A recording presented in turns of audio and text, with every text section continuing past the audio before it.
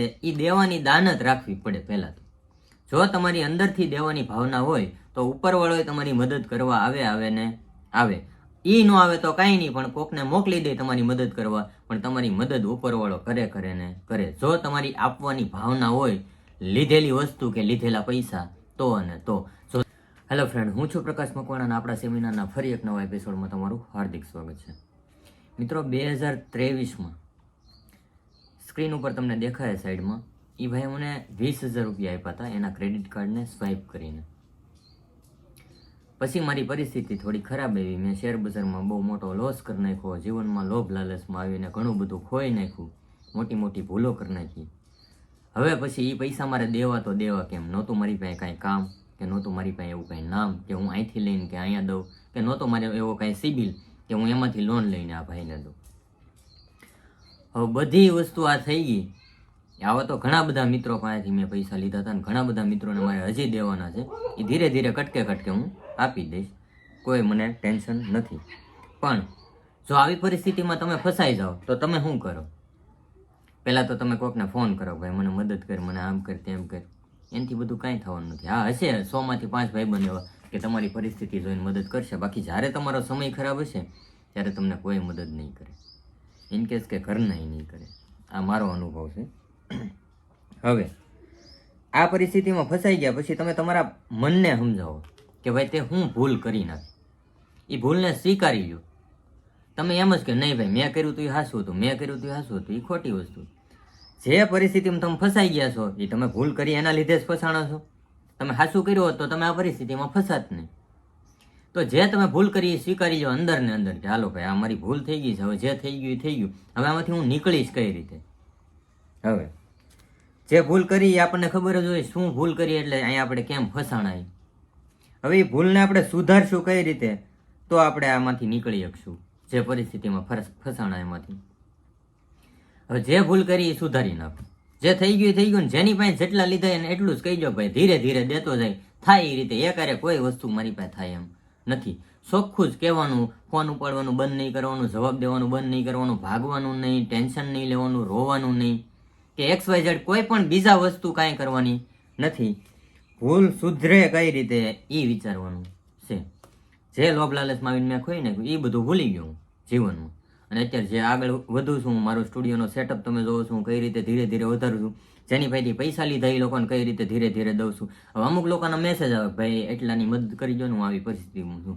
એટલે ભાઈ પરિસ્થિતિ મારી ખરાબ છે, હું તમને આર્થિક મદદ ન કરી શકું, હું તમને માનસિક રીતે સમજાવી શકું કે આ રીતે આમ કરો તો તમે નીકળી શકો. ભાઈ હું તમને બધાને આર્થિક રીતે મદદ કરવા જાઉં તો હું કઈ રીતે બધું મારું સેટિંગ જ ન આવે. હવે જે તમે પહેલા સક્સેસ હતા અથવા તો સક્સેસ નહોતા, ત્યારે તમને પ્રોબ્લેમ નહોતી થતી, ત્યારે તમે કયા નિયમથી જિંદગી જીવતા હતા? તમારા જે રૂલ્સ હતા જીવનમાં, જેના લીધે તમને તકલીફ નહોતી થતી, એ તમે રૂલ્સ ભૂલી ગયા, એના લીધે તમે આ પરિસ્થિતિમાં ફસાઈ ગયા. એ તમે નિયમો યાદ કરી લો, એ નિયમો પ્રમાણે પાછી જિંદગી જીવી રાખો. હું સ્ટુડિયોનું કામ વ્યવસ્થિત ટાઈમ ટુ ટાઈમ કરતો હતો, મારું 1 નંબર હાલતું હતું, બધું કાંઈ નહોતું ઘટતું. મારી જિંદગીમાં બધા સપના મારા પૂરા કરી શકું એવી કેપેસિટી હતી, બધું કમ્પ્લીટ હતું. તો એ નિયમો પ્રમાણે હું પાછો હાલવા માંડ્યો. જે થઈ ગયું એ ભૂલી ગયો. હવે જે નિયમો મારા હતા એ નિયમો પ્રમાણે હાલતો તો, મને ખબર હતી એમાં મને સફળતા મળે છે, તો એ સફળતા મને પાછી મળવા મળી. ધીરે ધીરે વાર લાગશે, એકારે કોઈ દિવસ કોઈ વસ્તુ થવાની નથી. હવે જે પૈસા આપણે ગમે એની પાસેથી લીધા છે એ દેવાની દાનત રાખવી પડે પહેલા તો. જો તમારી અંદરથી દેવાની ભાવના હોય તો ઉપરવાળો તમારી મદદ કરવા આવે ને આવે. એ ન આવે તો કાંઈ નહીં, પણ કોકને મોકલી દે તમારી મદદ કરવા, પણ તમારી મદદ ઉપરવાળો કરે ને કરે. જો તમારી આપવાની ભાવના હોય, લીધેલી વસ્તુ કે લીધેલા પૈસા તો અને તો. જો તમારી દાનત બગડી તો તમારી જિંદગી બગડી, અને તમને ક્યાંયથી સાથ સહકાર કે સપોર્ટ આ કળિયુગમાં નહીં મળે. હવે જે આપણી પરિસ્થિતિ છે ભાઈ, એ ખુલ્લી કરી દેવી પડે એકવાર તો. સમાજ, સંસાર, ઘર, પરિવાર કે મિત્રો પાસે આપણી પરિસ્થિતિ જે છે એ આપણે ખુલ્લી કરવી પડે. ભાઈ હું આ પરિસ્થિતિમાં ફસાઈ ગયો, હવે હું અંદર ને અંદર મરું છું, મને ઊંઘ આવતી નથી રાતે, અને હું આવી રીતે હેરાન થાઉં છું. ત્યારે જે ખરેખર તમારો સાચો મિત્ર કે સાચા સંબંધી કે સાચા ઘર પરિવારના, એ તમારી ત્યારે મદદ કરશે ને ત્યારે તમને ખબર પડી જાય ખરેખર મારું આ દુનિયામાં કોણ છે.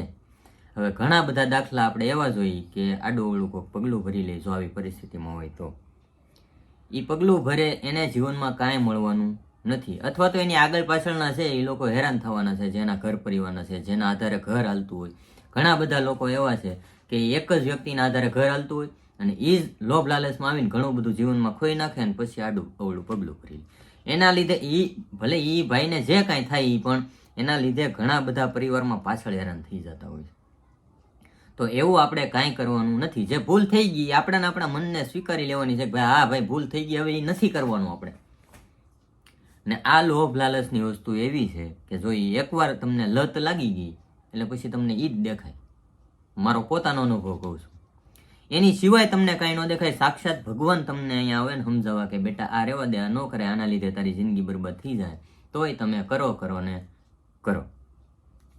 મેં તમને દેખાડ્યું એમ એ ભાઈ પાસેથી મેં 20,000 લીધા હતા 2023માં. 2026 શરૂ છું, ક્યારેક 2,000 આપું, ક્યારેક 1,000 આપું, ક્યારેક 3,000 આપું, ક્યારેક 4,000 છેલ્લે લાસ્ટમાં આપ્યા. બરોબર, તમે વિચાર કરો ને. એમાં હાવ ફર્સ્ટનું ટ્રાન્ઝેક્શન 2,000 નથી. મારો મિત્ર સુરત રહે, એણે ત્યાંથી રોકડા 2,000 આપી દીધા હતા, મારી પાસે નહોતા ત્યારે. એટલે ટોટલ 18,000નું ટ્રાન્ઝેક્શન આમાં મેં તમને હિસ્ટ્રી દેખાડી, કઈ રીતે 1,000 આપ્યા, 2,000 આપ્યા, 3,000 આપ્યા, આખું દેખાડ્યું. અને આવા કેટલાય બધા ઘણા બધા મિત્રો છે એની પાસે મેં પૈસા લીધા હતા, એ બધાને આવી રીતે આપું છું. ધીરે ધીરે આજની તો કાલની તો પ્રમ દિવસે, 5 દીએ, 10 દીએ, 20 દીએ, 50 દીએ, મહિને, 2 મહિને, 1 વર્ષે કે 2 વર્ષે નીકળી તો જાય કે નહીં નીકળું? હાલો તમે કહો મને. એવું તો કોઈ વસ્તુ છે જ નહીં કે આ દુનિયામાં પોસિબલ નથી. જ્યારે મને હું સ્ટુડિયો લાઈનનું કામ કરું છું, બરોબર, સ્ટુડિયો લાઈનમાં વ્યવસ્થિત સારા મને ઓર્ડર મળવા મળે, સારા કામ મળવા મળે તો હું તાત્કાલિક નીકળી જાય. પણ તમે જે ગતિથી કામ કરો છો, ધીરે ટૂંકમાં ફાસ્ટ એ તમે કામ શરૂ રાખવું પડે. જો તમે હિંમત હારી જાઓ, નિરાશ થઈ જાઓ તો જીવનમાં કાંઈ થાય નહીં. એટલે તમામ મિત્રોને જે આ લોન મુક્તિ અભિયાન શરૂ કરવાનું કીધું તો કેટલાય બધા લોકોનો મેસેજ આવ્યો કે હા આપણે કાંઈક કરી તો કે મારું ક્યાંય બહાર ન પાડતા. હવે બહાર પાડ્યા વગર તમે ક્યાં જાણ કરવા જાઓ કે હવે અમે આવી પરિસ્થિતિમાં ફસાણા છીએ કે આમાંથી અમને મુક્તિ આપો કે અથવા રાહત આપો. જ્યાં સુધી તમે બહાર નથી આવવાના ક્યાંય, તમે આ માન મર્યાદા, મોભોન, ઇજ્જત ને આબરૂ, પાછા સ્ટોરી બાયોમાં તો લખેલું હોય વટ વચન ને વેર, ને પાછા એમ કે મેં વ્યાજે પૈસા લીધેલા છે, હવે મને બીક લાગે. એટલે ભાઈ તો પછી બાયો બદલાવી નાખ. બીવાથી આ દુનિયામાં ભાઈ કાંઈ થવાનું જ નથી. માય કાંગલાની ભૂમિ નથી આ ભાઈ, મર્દોની ભૂમિ છે. ઘણા બધા ડાયર અને કલાકારો એવું કહેતા હોય, એટલે હું કહું છું મને એવું લાગે છે ખરેખર એવું છે. જ્યાં સુધી કોઈ એટલે હથિયારો લઈને નથી લડવાનું ભાઈ, હિંમત રાખીને લડવાનું છે. જે પરિસ્થિતિમાં ફસાણો એ પરિસ્થિતિમાં. એટલે આવું બધું છે ભાઈ જીવનમાં. જો તમને મારી વાત અનુકૂળ લાગે તો જીવનમાં ઉતારજો, અને જે પરિસ્થિતિમાં ફસાણો એ પરિસ્થિતિમાં ધીરે બહાર નીકળવાનો પ્રયાસ કરજો. અને મારી ઇન્સ્ટાગ્રામ આઈડી છે મકવાણા પ્રકાશ 111. જો કાંઈ પણ ન સમજાય તો મને મેસેજ કરજો. મારાથી બને એટલી હું તમને સલાહ અને સાથ આપીશ જે કોઈ પરિસ્થિતિમાં ફસાણો હોય. અને આ લોન મુક્તિ અભિયાન આ લગ્નગાળો પતે પછી કંઈક શરૂ કરશું, જો બહાર આવવા તમે માંગો તો. બાકી તો પછી એકલો તો કઈ રીતે શું કરીએ, એટલે કાંઈ ન થાય એકલાથી. યુનિટી હોય જીવનમાં, ઘણા બધા લોકોની એકતા હોય તો ક્યાંક આપણે રજૂઆત કરીએ કે જાણ કરીએ કે ને એમાંથી આપણે કઈ રીતે નીકળીએ કે એનું સોલ્યુશન લાવીએ કે. બાકી એકલાથી કાંઈ થાય નહીં. આ એકલા થઈએ કે હું નીકળી જાઉં, તમને કોઈને કાઢી શકું નહીં. ખાલી સાથ ને સહકાર ને સલાહ આપીએ, કોઈ રીતે આર્થિક મદદ ન કરી શકું. કાંઈ વાંધો નહીં ભાઈ, સાથ સહકાર આપતા રહેજો તમામ મિત્રો. ભારત માતા.